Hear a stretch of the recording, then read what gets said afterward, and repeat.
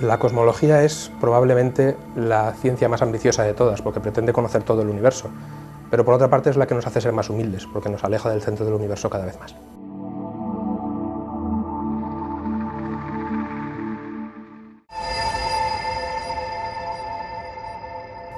Bueno, la definición de diccionario, si quieres, de cosmología, es la ciencia que estudia el universo como un todo. Entonces estudia tanto el universo, es decir, el espacio, todo lo que existe, como las galaxias que están dentro de él, cómo esas galaxias se mueven, la energía que producen esas galaxias. Entonces, por una parte es una ciencia extremadamente ambiciosa, porque eso de querer estudiar todo a la vez es bastante exagerado, y por otra parte pues es una ciencia pues humilde, ¿no? Porque prácticamente está recién nacida. Una forma un poco menos didáctica, si quieres, de decir lo que es la cosmología, pues es responder a lo de siempre, ¿no? Al quiénes somos, de dónde venimos y a dónde vamos. Entonces eso evidentemente le interesa a todo el mundo. El universo, pues como lo entendían en la antigüedad, no hace 2000, 3000, 4000 años, era básicamente la Tierra. La Tierra era el centro y todo lo demás que había estaba puesto ahí a servicio de la Tierra y de los humanos que ocupaban la Tierra. El proceso que se ha ido haciendo a través de los años, de los siglos, con la astronomía y hasta llegar a la cosmología que hacemos hoy, básicamente ha sido el de apartarnos de ese centro cada vez más y más y más, ¿no? Hemos descubierto que realmente el centro era el Sol. Eso duró 300, 400 años, luego resultó que el centro era el centro de nuestra galaxia, el Sol era una estrella más como las demás. Hoy sabemos que nuestra galaxia ni siquiera es la única, hace ya 60, 70 años que sabemos que hay muchas más galaxias que la nuestra, que son incluso más grandes y más bonitas y más llenas de cosas que la nuestra. Y desde otro punto de vista hemos ido alejándonos del centro también, no solo en la dirección de pues física, ¿no? Sino también en la, si quieres, en la biológica. Al principio se pensaba que solo podía haber vida en la Tierra y que el hombre era la única vida que había en el universo, y en día sabemos que hay tantísimos planetas que realmente sería muy extraño que fuéramos la única vida que hay. Entonces realmente la cosmología y la astronomía en general lo que van haciendo es un poquito pues bajarnos el vacilón, ¿no? Hacernos cada vez más humildes y darnos cuenta de que hay muchas más cosas que las que pensamos. La cosmología entendida como ciencia, como lo que entendemos hoy como una ciencia dura, nace a principios del siglo XX, cuando se empieza a dar cuenta la gente de que aplicando las teorías que en aquel momento ya estaban más o menos bien desarrolladas, la relatividad, la física atómica, la física nuclear, se podía intentar entender el origen y el destino del universo. A partir de los años 50, 60, ya se empezó a entender que podía haber un modelo que explicara el universo, que básicamente es el que tenemos hoy, aunque se ha ido, pues, por supuesto, completando con muchísimas más observaciones. La teoría que hoy se acepta mayormente para explicar el origen del universo y su estado actual y su destino es el modelo de la gran explosión. La gran explosión, todo el mundo la conoce, es el famoso Big Bang en inglés. Lo que mucha gente no se da cuenta es que el propio nombre de la gran explosión es bastante equívoco, porque la gente tiende a pensar siempre en una explosión. En realidad se podría hablar mejor de una gran expansión. Lo que tenemos es todo el universo a la vez que está alejándose unos puntos de otros de modo continuo. La teoría, el modelo de la gran explosión, que hoy en día se puede decir realmente que es una teoría porque está sustentada con observaciones sólidas, se basa sobre todo en tres descubrimientos. En primer lugar, Hubble en los años 20 descubrió que todas las galaxias cercanas a la Tierra, o prácticamente todas, se estaban alejando de nosotros, y además descubrió de un modo bastante curioso, porque realmente con los datos que tenía fue más una elucubración que un descubrimiento, que no solo se alejaban de nosotros, sino que cuanto más lejos estaban, más rápido se alejaban. Claro, si eso fuera así de verdad, entonces dando marcha atrás a la máquina del tiempo, todos esos puntos que se van alejando y alejando, en el pasado se habrían acercado mucho hasta realmente ocupar el mismo lugar del universo, el mismo punto, que sería el punto del origen. No quiero decir el centro porque no hay un centro. No es que nosotros estemos en el centro y todo se esté alejando de nosotros, sino que todos los puntos se alejan unos de otros por igual. Entonces, claro, cuanto más lejos están, más rápido se están alejando, pero cualquier punto valdría exactamente igual como centro del universo. Se supone que ese punto es el punto que llamamos la singularidad inicial, el origen de todo, el Big Bang, etc. Y las predicciones que podemos hacer hoy en día con lo que sabemos de física nuclear, de física atómica o de termodinámica sobre cómo evolucionaría el universo desde aquel punto hasta hoy, realmente reproducen muy bien el universo que observamos hoy. Y eso es el otro pilar básico, tanto a nivel primero que podemos observar el eco de esa explosión todavía, como lo que se llama la radiación cósmica de microondas, el fondo de microondas, lo podemos observar además en muchísimo detalle, y coincide muy bien con lo que esperaríamos de la temperatura inicial del universo, y por otra parte, los resultados que han salido de esa cocina cósmica que hubo inicial, en la que se produjeron una buena parte de los átomos que hoy en día forman el universo, porque otra parte se produjo en las estrellas después,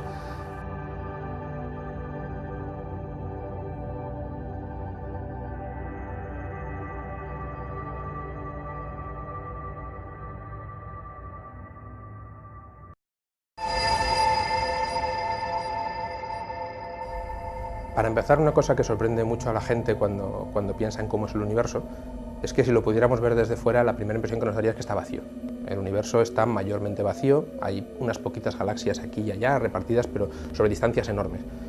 Esas galaxias además no están repartidas de modo aleatorio, no están repartidas por todas partes al azar, sino que tienen una tendencia muy fuerte a agruparse. Las galaxias son en cierto modo como la gente, no suele estar repartida una en cada sitio, sino que tienen tendencia a agruparse en grupos más o menos pequeños. Por ejemplo, nuestra galaxia está en un grupo relativamente pequeño, que llamamos el grupo local, donde hay 2 o 3 galaxias grandes y 20 o 30 pequeñitas, en grupos más grandes, como pueden ser lo que se llaman cúmulos de galaxias. Cerca de nosotros tenemos el cúmulo de Virgo, el cúmulo de Coma, que pueden contener hasta muchas docenas o centenares de galaxias parecidas a la nuestra, y estos cúmulos se reúnen todavía más en cosas que se llaman supercúmulos.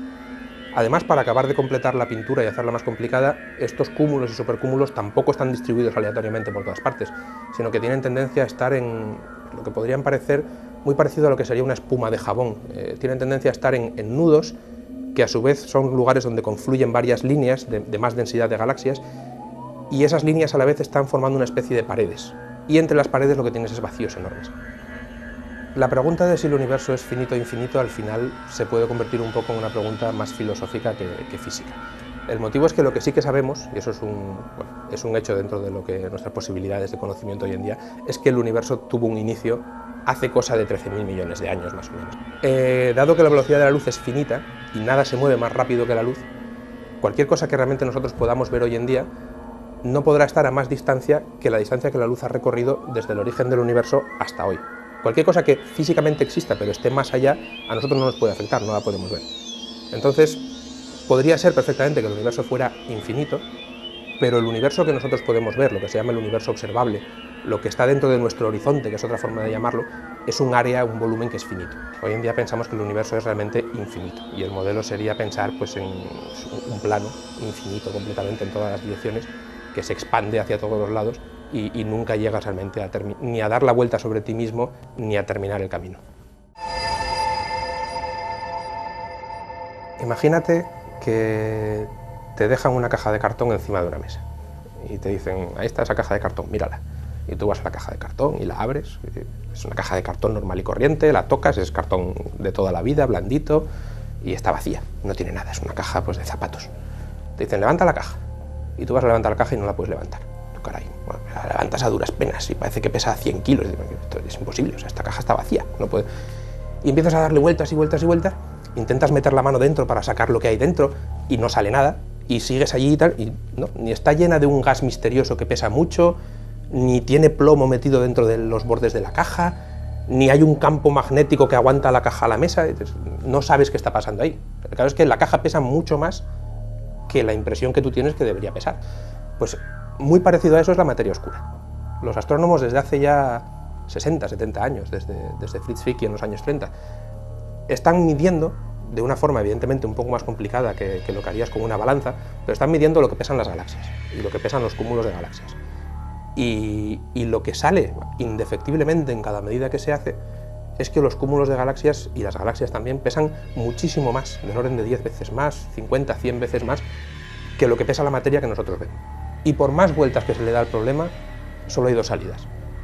O existe un tipo de materia que no entendemos, de la que solo sabemos que pesa, pero ni interactúa con otra materia, ni tiene ningún efecto, ni choca con otras cosas, ni hace nada más que pesar, y a eso lo llamamos materia oscura. El nombre simplemente quiere decir que es materia que no sabemos lo que es. O todo lo que estamos haciendo basado en la gravitación está mal. Y como la segunda explicación es muy dura, porque venir ahora a corregir a Newton y a Einstein, pues lo llevaríamos bastante mal, la verdad, y además no solo lo llevaríamos mal, sino que tampoco sabríamos cómo hacerlo, entonces la explicación que decimos es que hay materia oscura.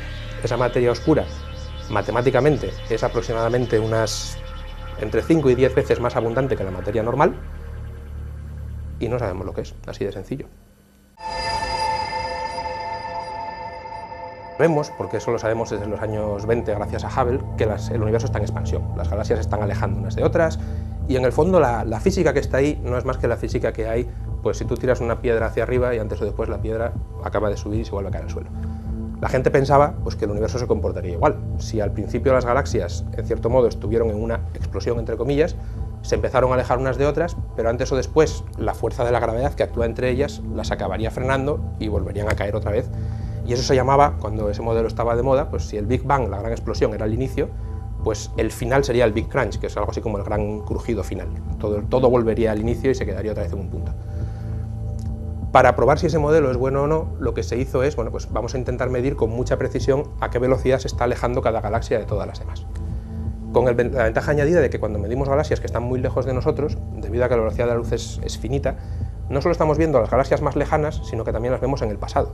Entonces podemos medir cómo de rápido se expande el universo hoy, cómo se expandía hace un año, hace 10 años, hace 1000 millones de años, y eso nos permite ver si la expansión está siendo cada vez más rápida o cada vez más lenta. Claro, lo que todo el mundo esperaba, y es el resultado lógico de la física normal, es que la expansión se fuera frenando poco a poco. Bueno, la sorpresa llegó en los años 90, con una medida a partir de supernovas, estrellas que explotan en el universo, que la expansión no solo no se está frenando, sino que se está acelerando. Problema: no hay ninguna fuerza en el universo que actúe a escalas cósmicas de galaxias que sea repulsiva, que pueda hacer que las cosas estén alejándose más rápido cada vez.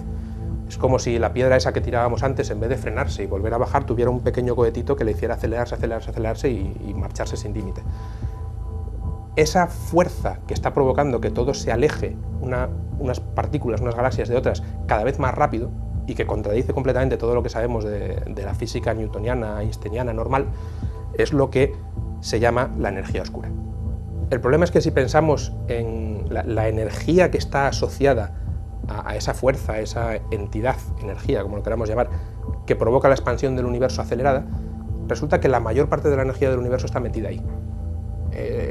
Sabemos desde Einstein, la famosa E igual a mc cuadrado, que la energía y la masa en el fondo son lo mismo.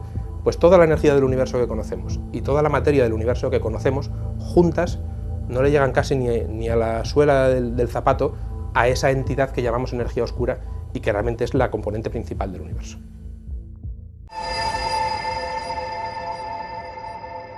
El modelo del universo que tenemos hoy en día nace a partir de una singularidad. Una singularidad es un término matemático, pero básicamente para nosotros los físicos lo que quiere decir un poco es un punto en el que las ecuaciones que tenemos en cierto modo fallan, dejan de funcionar. Posiblemente porque, pues, por ejemplo, en el caso de la singularidad inicial del universo, en teoría, si todo el universo se concentrara en un solo punto, la densidad sería infinita. No tenemos ecuaciones que expliquen qué pasa cuando la densidad es infinita, ni cuando la temperatura es infinita, ni cuando la masa es infinita. Por tanto, ahí nuestro conocimiento, en cierto modo, se rompe. Gracias a las tres medidas que tenemos de los procesos básicos de la expansión del universo, que son la velocidad a la que se expande, la temperatura que hoy medimos de fondo en el universo y la composición propia del universo, podemos medir con una precisión bastante buena. De hecho, es una de las cosas que mejor medimos en cosmología, la edad del universo. La edad del universo es aproximadamente 13.700 millones de años. Y cuando digo aproximadamente, quiere decir que puede estar mal por 200 millones de años arriba o abajo, pero está bastante bien medida. Imagina que el Big Bang ocurre pues, ahora mismo, según estamos aquí hablando. Al principio lo que tenemos es una densidad enorme de energía. En cierto modo, la ecuación de Einstein, el E igual a mc cuadrado, lo que nos dice es que la materia es una forma muy condensada de energía, es como una forma congelada de energía, si quieres. Entonces, a un cierto punto la temperatura va bajando y permite que parte de esa energía que estaba flotando por todas partes se condense en forma de materia. Esa materia, al cabo de un periodo muy breve, tan solo unos 3-4 minutos, da lugar a la mayor parte de los átomos que vemos hoy en día, al hidrógeno, al helio, que forma pues, casi todo el universo. Realmente esos 3-4 minutos forman una transición muy importante, porque a partir de ahí lo que tenemos es núcleos de átomos, que son los que podemos ver ya hoy en día, los mismos ya están en su sitio, pero todavía no se han formado realmente los átomos, porque los electrones están sueltos flotando por el espacio. Y el hecho de que los electrones estén sueltos es un efecto que se puede entender bastante bien dentro de lo que cabe, hace que el universo sea opaco. La luz no puede viajar, la luz enseguida que intenta ir de un sitio a otro tropieza con uno de estos electrones y rebota. Entonces el universo es completamente opaco, es como si estuviéramos dentro de un metal, de una masa enorme de aluminio o de hierro. ¿Qué pasa? Que según se va enfriando el universo poco a poco, llega un momento al cabo de 300.000 años, que es mucho tiempo, pero que, insisto, cósmicamente es bastante poco, en el que la temperatura es suficientemente baja como para que todos esos electrones que estaban sueltos decidan aparearse cada uno con su núcleo de hidrógeno o con su núcleo de helio, y el universo de repente ya no tiene electrones sueltos. Y eso ocurre de un modo sorprendentemente rápido. En un plazo de tiempo muy breve pasa de haber básicamente infinitos electrones dando vueltas por todas partes a no haber ninguno. En ese momento el universo de repente se hace transparente. Y a partir de ese momento hasta hoy, la radiación, la luz, puede viajar perfectamente por el universo. Y de hecho nosotros podemos, desde hoy, mirando hacia atrás, hacia el pasado, podemos ver esa luz. Y esa luz es lo que vemos hoy en día como el fondo cósmico de microondas. Realmente es una fotografía de cómo era el universo hace 13.700 millones de años menos un poquito. ¿Qué pasa después de eso? Pues, entre comillas, muy poquito, porque, claro, ahí ya tienes un universo que está hecho de un mar enorme de átomos de hidrógeno y de helio. La gravedad es muy puñetera, la gravedad es como el capitalismo. En cuanto tienes un sitio en el que hay un poquito de densidad, un poco más que el promedio, eso lo que hace es atraer más y más y más y más y más. Entonces, en cuanto tienes una semillita pequeña de masa, eso atrae más masa y acaba formando una galaxia, una estrella, o si te vas a escalas más grandes, un cúmulo de galaxias. Entonces, bueno, pues lo que ha pasado en los últimos 13.000 millones de años ha sido básicamente unas semillas pequeñitas de masa iniciales que han ido atrayendo más y más masa hasta formar el universo como lo vemos hoy, con galaxias, planetas, estrellas y todo lo que podemos ver. Dentro del esquema que hoy en día tenemos para la cosmología, en el que el universo se está expandiendo cada vez más rápido y más rápido y más rápido debido a la acción de la energía oscura, el futuro del universo pues es bastante aburrido. Básicamente lo que creemos que va a ocurrir en el futuro, si el universo se sigue expandiendo de modo acelerado, es que todas las galaxias se van a ir alejando unas de otras hasta estar tan lejos que incluso serían directamente invisibles para cada una de las demás. Con lo cual los astrónomos, los cosmólogos que haya en la Tierra dentro de 100.000, 200.000 millones de años, pues básicamente no tendrían trabajo, no se vería nada, el cielo estaría oscuro y no habría absolutamente nada que ver porque todas las galaxias que están relativamente cerca de nosotros se habrían escapado. La realidad es mucho más dura todavía, porque en realidad, claro, para cuando llegara esa época, las estrellas que tienen su propio ciclo de vida y de muerte ya se habrían muerto y se habrían apagado, con lo cual realmente tampoco habría nada que ver. Y tampoco es un tema que nos deba de preocupar demasiado, porque tenemos cosas pendientes antes de eso. Dentro de unos 4.000, 5.000 millones de años, el Sol como estrella se morirá y dejará de calentarnos y ya no habrá forma de haber vida en la Tierra. Y posiblemente en la misma escala de tiempo, unos 4.000, 5.000 millones de años, la galaxia de Andrómeda, que es la más cercana a nosotros, se nos caerá encima, o nosotros nos caeremos encima de ella, depende de cómo lo mires. Con lo cual muy posiblemente también lo pasaremos bastante mal. Y en cualquier caso, es casi seguro que de aquí a 4.000, 5.000 millones de años habrá otros problemas de que preocuparse. Hay dos formas de enfocar el paso que hay desde la astronomía, entre comillas, normal, de objetos, de galaxias, de estrellas, a la cosmología. Una es la que es puramente teórica. Hay gente que se dedica a hacer modelos detallados a base de la relatividad, etcétera, etcétera, de cómo el universo puede evolucionar e intenta comparar con más o menos éxito las predicciones de los modelos matemáticos con la realidad. Eso es un camino perfectamente válido. Y otro camino es el contrario, básicamente. O sea, tú puedes estudiar las galaxias y cada galaxia te cuenta pues, su propia historia, ¿no? Las estrellas que se han formado, cuándo se han formado, qué forma tiene, si es una espiral, es una elíptica. Pero puedes intentar incluso abstraerte de todos los detalles de la galaxia. Entonces llega un punto en el que cada galaxia es solo un punto. Y esos son puntos que están distribuidos por la superficie del universo. Entonces intentando entender cómo esos puntos se mueven, cómo interaccionan entre sí, intentas entender realmente qué es lo que está debajo. O sea, esa superficie del universo, ese volumen que es el que se está expandiendo, cómo se comporta. Y luego el tercer paso que tenemos también para intentar hacer cosmología es observar cosas cada vez más y más lejanas. Intentamos irnos a los objetos que están lo más lejos posible de nosotros, pero que cuando están muy lejos, como la velocidad de la luz es finita y la luz ha tardado mucho tiempo en llegar desde allí hasta aquí, los vemos como eran al principio del universo. En el límite de intentar ver cada vez más atrás, más atrás, más atrás, vemos el fondo cósmico de microondas, que es realmente el fondo. El fondo es la pared que cierra todo lo que podemos ver.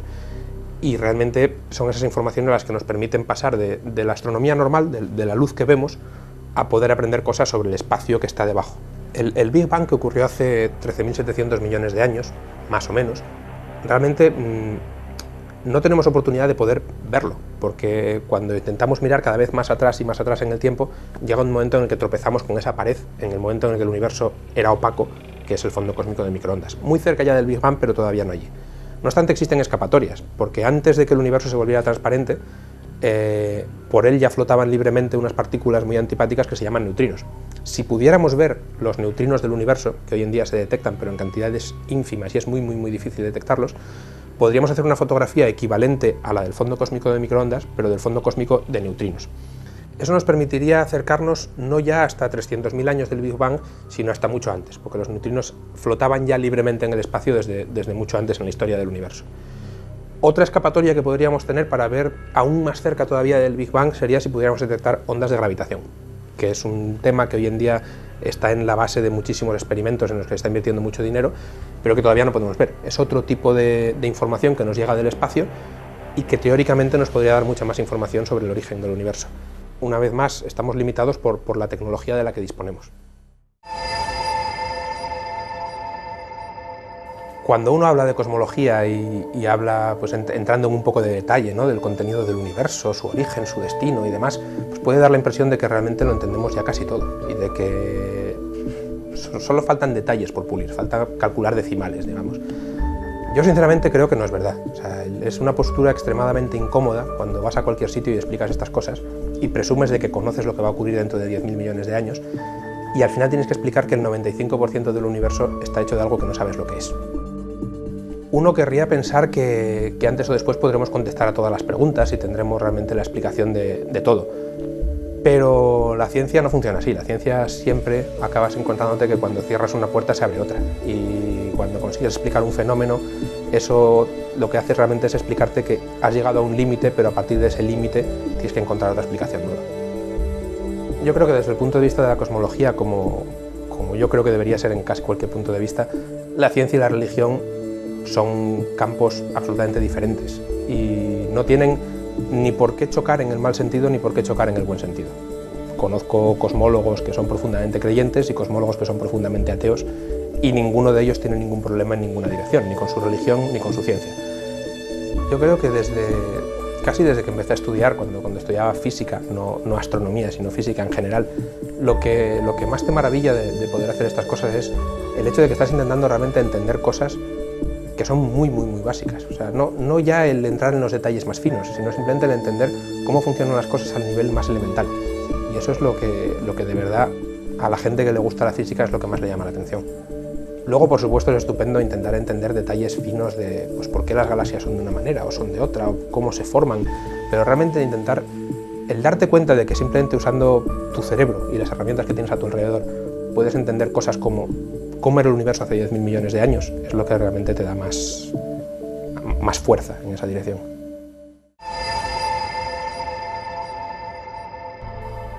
En general, los años internacionales de cosas pues siempre me parecen un poquito como, en cierto modo, artificiales, ¿no? Todos los años podrían ser el año internacional de la astronomía, porque la astronomía, la gente tiene un interés en ella y no está mal que nos esforcemos en intentar acercársela.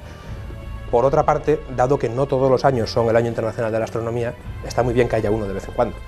Y creo que debería ser, vamos, poco menos que obligación nuestra el intentar hacer todo lo que podamos para que la gente realmente comparta un poquitín con nosotros el interés que tenemos por el universo y por entenderlo.